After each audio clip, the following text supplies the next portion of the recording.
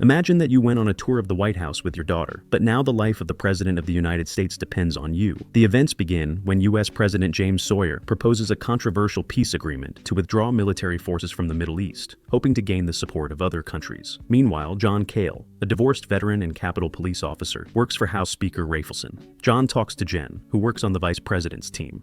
Jen grants John's request and arranges for him to be interviewed for a position with the Secret Service. But John has another request, a pass to the White House for his daughter Emily, who is fascinated by politics. So Jen agreed to try and joked that John owes her a dinner date.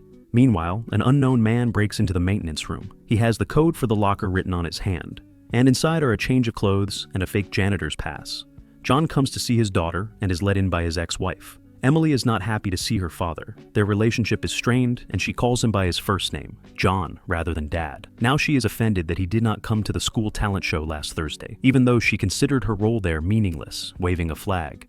In the car, her father tried to talk to her and smooth things over by handing her an envelope. It was a pass for a tour of the White House. This really made her happy. Meanwhile, the tension over Mr. Sawyer's speech about withdrawing troops is only growing. Many journalists gathered on the White House lawn. The president spoke with the First Lady, who is currently in France trying to get French support for Sawyer. John and his daughter had already arrived. Their car was searched with a metal detector, and John had to hand over his weapon to the guards.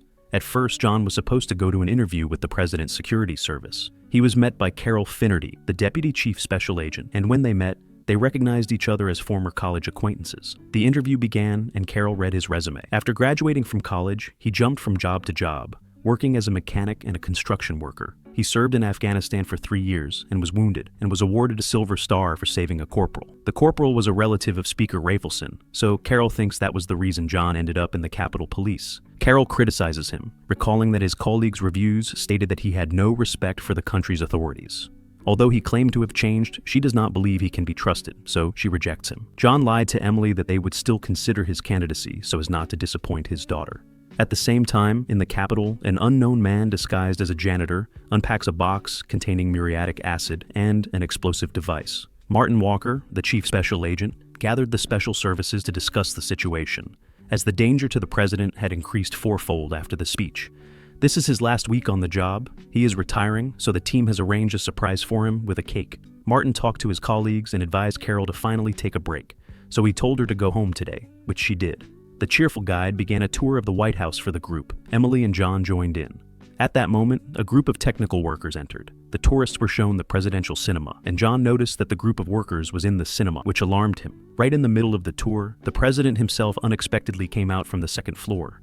Emily seized the moment and asked him to answer one question for her YouTube channel. Mr. Sawyer agreed. The question was serious. She asked if he really believed that 22 Arab nations were capable of uniting and forgetting their conflicts. The president replied that he was willing to try, because trying was the main thing that could lead to results. Emily introduced him to her father, saying that he would soon be working for him. Is that right, John? Stop lying to children. John's gaze was drawn to a picture of the White House on fire. It had been attacked by the British 200 years ago, so it had actually been rebuilt. Emily needed to go to the bathroom, so she left her father. The president went to his office. Meanwhile, at the Capitol, the criminal had smuggled an explosive device into a cleaning cart and left. The guard noticed it, but it was too late. With only 5 seconds left, he didn't have time to warn the others before the explosion went off. Carol, who was driving home, saw the explosion. People were evacuated from the Capitol, and Martin Walker informed the president of everything and called the helicopter for the president's evacuation. At the White House, people were told to stay where they were, but John was worried about his daughter, who was alone in the bathroom. The guard entered the cinema and ordered a group of technical workers to leave. They were watching a movie and eliminated the guard. Putting silencers on their guns, they removed several more guards in the building. They broke into the weapons storage room and now had the entire arsenal at their disposal. Emily was on the first floor and saw everything with her own eyes. She hid behind a column so the group did not notice her and went upstairs. John tried to call his daughter. The criminals eliminated the people in the command center and the snipers on the roof. Taking their sniper rifles, they shot the guards on the street. Now the criminals opened the gates for their allies' cars, and Emily managed to film everything on her phone. John finally got through to his daughter, and she heard on the phone how the criminals broke into the room where her father was. While everyone was ordered to lie down, they eliminated a member of the security, and John seized the moment, grabbed his gun, and ran away. The helicopters for the president were already approaching the White House, but the criminals were shooting at them from the roof, so there was no choice but for Martin Walker to lead the president to the bunker. Meanwhile, John was looking for his daughter, and a criminal spotted him in the bathroom. John pretended to be a civilian and asked him to spare him, and after distracting him, he eliminated the enemy. John noticed the president's group coming to one of the bookcases and opening the bunker with the president's eye. When they entered, Martin suddenly eliminated everyone in the group of allies with several shots. It was a betrayal. He informed the criminals of their location. John heard everything on the radio he had stolen from the criminal earlier and went straight there. What are you gonna do? Gonna shake my hand again? Give a little speech? He witnessed the betrayal and tried to help the president by holding Martin back with his shots. The criminals were already close, and he was out of ammunition, so John had to use his bare hands to neutralize the best fighter in the group of criminals and take his weapon. John and the president ran to the elevator and managed to temporarily escape by climbing into the shaft. I know what this country did to you. We're in this together. Martin and the leader of the criminals, Stens, were looking for them. Martin also hired former national security analyst Tyler to hack into the defense system to gain access to the nuclear briefcase. John talked to the president. Sawyer asked about his daughter, but her father could only hope that she had escaped. The president explained who Martin Walker was, and Sawyer thought that the whole reason for Martin's betrayal was his son. Martin's son was a Marine and died last year in an operation approved by the president. Meanwhile, Stans did not hesitate to eliminate the defense minister, and Martin ordered his former colleagues, the ministers, to follow him. Tyler had already begun the process of hacking into the system. Arriving at the main computers, he recorded a video of how he downloaded tens of thousands of files with just a few clicks. Carol and Speaker Rafelson arrived at the U.S. Security Headquarters. There they were met by General Coalfield. The headquarters believes that the explosion is just a diversionary tactics and that the main action is taking place in the White House. Carol spoke to Walker 15 minutes ago, and he obviously didn't tell her anything in detail. There is no connection with the president's bunker. The president explained to John that they had a coded phone in the residence to call headquarters, but to do so, he and John would have to climb up the shaft. The White House was already surrounded by soldiers with tanks, while Martin was relaxed, eating cake and watching the news. Meanwhile, Emily was still in the building. She managed to take a couple more videos of the criminals, and her mother sent her a message. Suddenly, the sound alerted one of the criminals to her presence. She locked herself in one of the nearby rooms and tried to upload the video she had just taken to YouTube. The criminal threatened her, so she voluntarily came out and was taken to the rest of the civilians. The guide asked the criminals to be more careful with the historical artifacts in the house. A living history. Okay, because see, that was a Ming Dynasty 16th century vase. The president and John had almost climbed out of the shaft when they suddenly heard the criminals searching the residence and calling the elevator. This was a problem. The person in the elevator heard them and became suspicious. They were almost crushed against the ceiling, but Sawyer took off his shoe and put it in the mechanism so the elevator stopped. The criminals were transporting Javelin missiles by elevator. Headquarters contacted the vice president, and they argued about what to do next. Carol called the White House, and Tyler picked up the phone and connected her to Martin. He spoke bluntly, without hiding anything, introducing himself as the leader of the operation to capture the White House. He stated his demands. Martin wanted $400 million in cash to be loaded onto a refueled Boeing on the runway. And if he was pursued while traveling to the plane, he would eliminate 4 ministers. Carol wanted proof that President Sawyer was alive, but Martin refused. The president believes that Martin is being financed by someone, such as large influential arms manufacturers. The elevator went down, and they managed to get out of the shaft. John had only 3 bullets left. They found a coded phone, but Walker would track them if they called any important political figures. So John dialed Jenna's personal number, who had gotten him tickets for a tour with his daughter, while the president changed into sneakers. Jenna didn't believe everything John was saying until she heard the president's voice. She ran to the vice president and handed him the phone. The staff also listened to the call. Carol explained to John that they had to go to the basement, where there was a network of tunnels that Kennedy used to walk with Marilyn. At that moment, John saw the criminals in the mirror. John eliminated 2 of them, but the third was more difficult. He waited until the enemy fired his bullets and fought back with a frying pan. Meanwhile, the president raised weapon and eliminated the criminal. I said freeze! Shoot! John took his bulletproof vest. The news reported that Emily had posted a video with the criminals, and John saw it. Emily's mother also saw the news and went to the White House. Suddenly, Martin remembered that Sawyer had an encrypted phone, so he went with 2 criminals to check everything out. John and the president managed to hide again, but this time in the shaft of a narrow kitchen elevator. The criminals realized that they had been filmed and posted online, and saw Emily's photo. They broke into the civilians' quarters and searched for the girl. Stens forced her to hand over her phone. With the help of the video, headquarters managed to identify the members of the group. Stens had previously carried out missions in Pakistan as a freelance CIA agent. When Sawyer came to power, the new defense minister canceled the operation and betrayed all the agents, including Stens. so Stens was exposed and spent 2 whole years in prison abroad.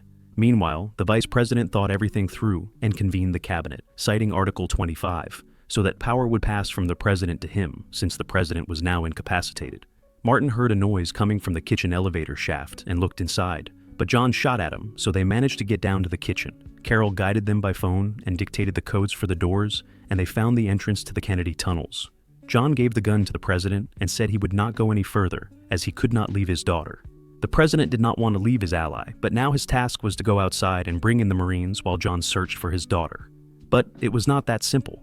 The criminals obviously knew about the tunnels, so Tyler had previously installed a camera with a motion sensor at the tunnel entrance. There were a lot of explosives right on the door to the tunnel. There was no time. Stens and his allies were already running into the basement and trapping them there. The president showed the way to the presidential limousine in the underground parking lot, and Carol gave the code to them.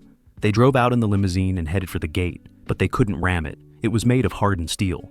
The journalist's helicopter was right above them, and the criminals followed the limousine in their car. They had a machine gun, but the limousine was well armored. The president wondered why the tanks surrounding the White House were doing nothing, just standing there. The president told his staff to give the order to ram the gate. The criminals were on the roof, but the tank fired at them and missed. From the roof, they fired a rocket at the tank. Meanwhile, Martin had a seizure, and then he took his sedative. Stens gave the order to shoot at the limousine from the roof. Although they missed, the windshield was badly damaged and nothing could be seen, so the president turned on the external cameras. He also remembered that there were weapons behind the back seat. The president took out a grenade launcher, and everyone was shocked to see such a sight on the news.